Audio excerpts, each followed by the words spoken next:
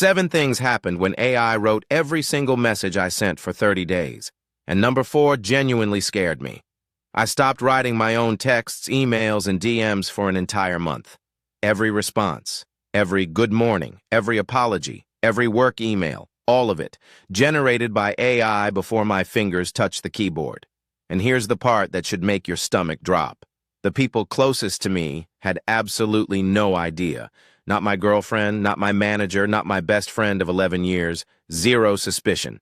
That either means AI has gotten terrifyingly good at sounding human, or it means something darker about how we actually communicate with the people we claim to love. By the end of this video, you're going to see communication, relationships, and your own identity in a completely different way. Stay with me because warning number 3 is the one nobody talks about, and it almost made me quit the experiment entirely. Before you think this is some tech bro experiment that has nothing to do with your life, let me stop you right there. If you have sent more than 50 texts in the last week, this affects you.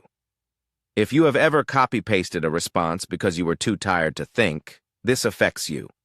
If you have ever reread a message 6 times before hitting send because you were nervous about the wording, this definitely affects you.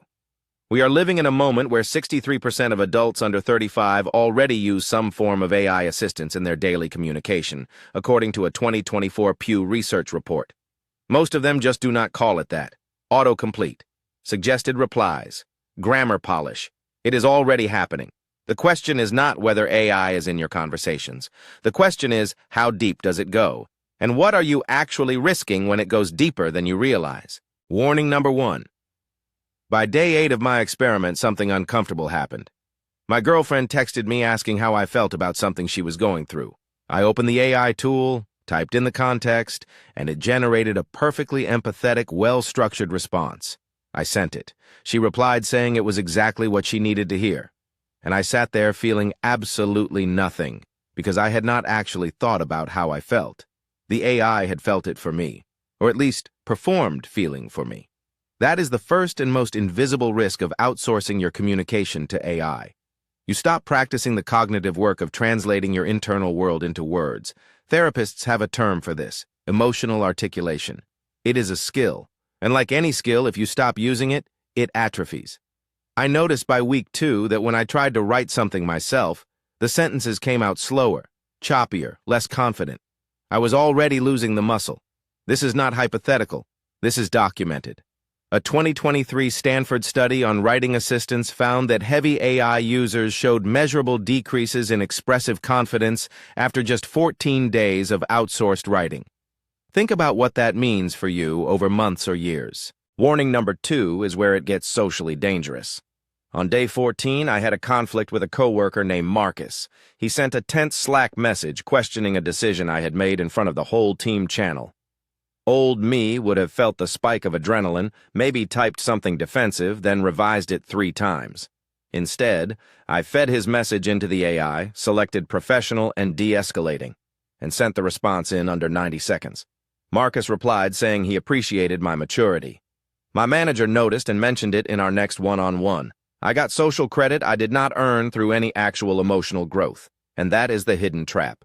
When AI consistently makes you sound better than you are, calmer, wiser, more articulate, the people around you build a relationship with a version of you that does not fully exist.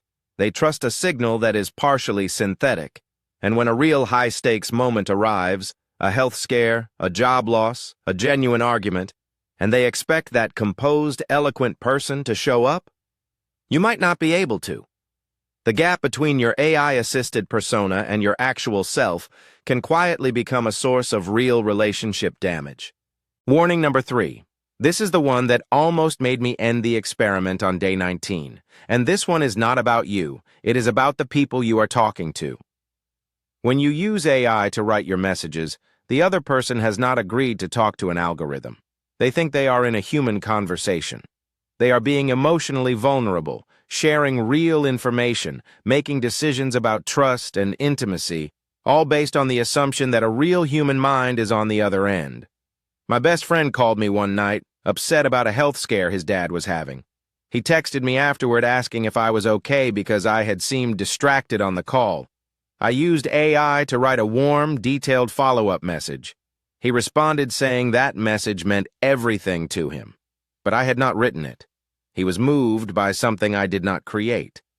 That is the moment I felt genuinely uneasy.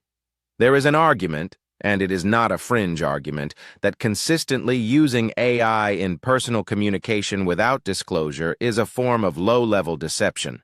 Not illegal, not malicious, but a quiet erosion of authentic consent in human relationships. This is a conversation that ethicists, relationship counselors, and communication researchers are actively having right now in 2024, and most people using AI to text their friends have never thought about it for even 1 second. So why do smart, well-meaning people fall into each of these traps? Because every single one of them feels like a solution before it reveals itself as a problem. Warning 1, losing your voice, feels like efficiency. You are saving time. You are reducing anxiety. You're communicating more clearly than you could on your own. Who would say no to that? Warning 2, the fake signal in relationships, feels like self-improvement. You genuinely believe you are becoming a better communicator by watching how AI phrases things. And to be fair, you might learn from it short-term. But there is a difference between studying AI responses and outsourcing your responses entirely. The first builds skill. The second replaces it. Warning 3, the consent problem, feels in. Here is the part where I tell you AI communication tools are not evil, because they are absolutely not. I still use them every single day. The difference is intention and boundary. The safe path is not zero AI. The safe path is conscious AI. There is a massive practical difference between using an AI writing assistant to help you polish a professional email before you send it versus using it to generate the entire emotional content of your personal relationships. Tools like Jasper, Copy.ai, and the writing assistant built into Notion AI are genuinely powerful for drafting, editing, and structuring work communication. For productivity and professional output, they are game changers. And if you want my exact workflow for using them without losing your voice, I will link my full setup below. But the boundary I now hold personally is this. AI can assist my words.